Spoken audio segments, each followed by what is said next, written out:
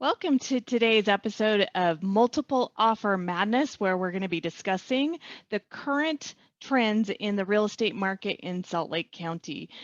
Specifically, we're going to be talking about the median house price and what that means to you as a buyer in today's market.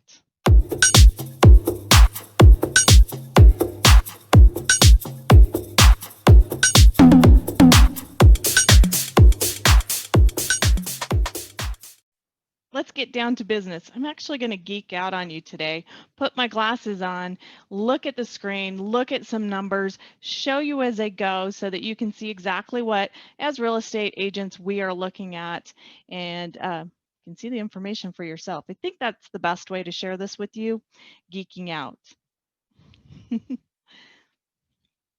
Let me share the screen with you. This information is directly from our multiple listing service. This is the Wasatch Front multiple listing service. It's a statewide MLS. And I went to statistics to pull the information.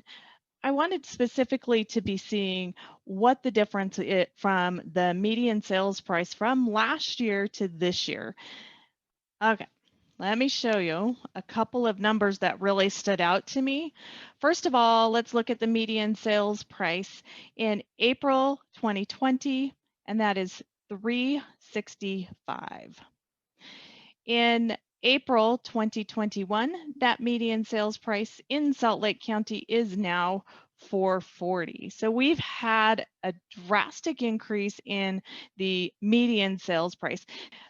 A lot of times you'll hear real estate agents talking about the average sales price, and the average sales price means that they took every single sales price that happened during the month, which was $1,474 in April, and they add all of those sales prices up, and then they divide it by 1474.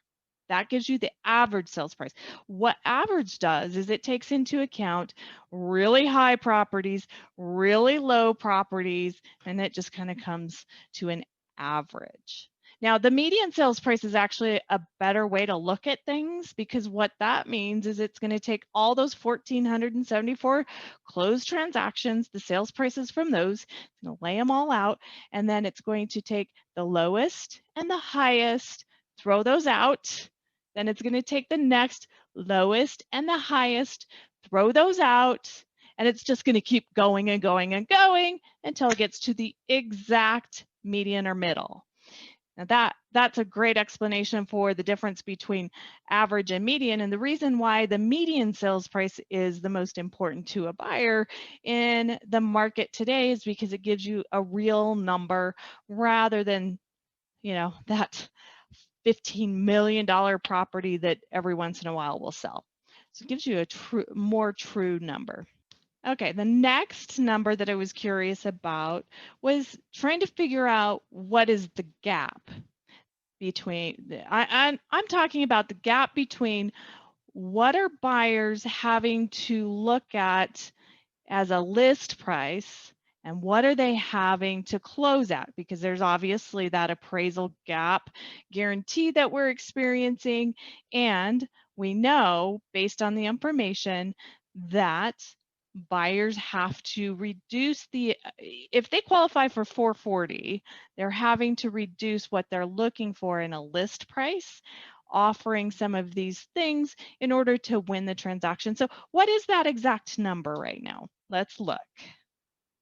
Okay, I was really curious to see what that appraisal gap guarantee is looking like in the market today. So again, looking at April 2021, what we notice is that the original list price was $425, and the sales price, the median sales price is $440. That gives you a $15,000 gap. That means that at a rate of 104%, if you look at the list price, you can kind of estimate that you're at 104% of list price when you're going to write an offer. I find this really also very interesting. Let's look at what it did last year. Last year, we were at $365 for the median sold price, but they were only listing them at 364.9. So basically 100%.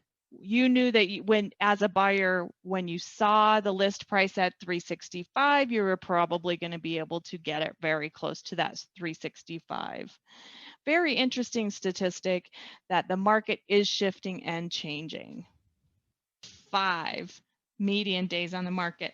Last year in April, we were at 8. You can see that during the summer, I don't know why in the median we went 16, 16, 12. That could have been pandemic related, but we have dropped down since February back down to 555, and it looks like this month in May we're still trending as 5. 5 median days on market would be the typical business model of a listing agent, where they're going to list or launch the house for sale on Wednesday or Thursday, and then hold all of the showings until the open house. The open house is the first hurrah. That open house is when everybody lines up at the front door. They go in one after another, and then there's additional showings available privately with your agent Saturday and Sunday, typically. Hopefully the seller's gone, right? And then on Monday, they combine all of the, well, they don't combine, they collate all of the offers that have come in, start to analyze them to be able to be ready to present them to the seller.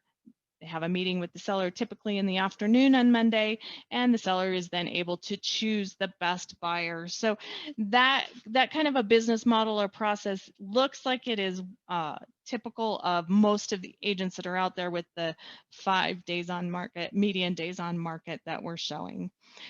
Okay, that's enough of me geeking out on all of the numbers. I could do this all day long and kind of analyze some of the things that are going on in our market. I really enjoy it, love it. And so if there's any questions that you have, definitely reach out in the comments below. I'm happy to help you with the answers.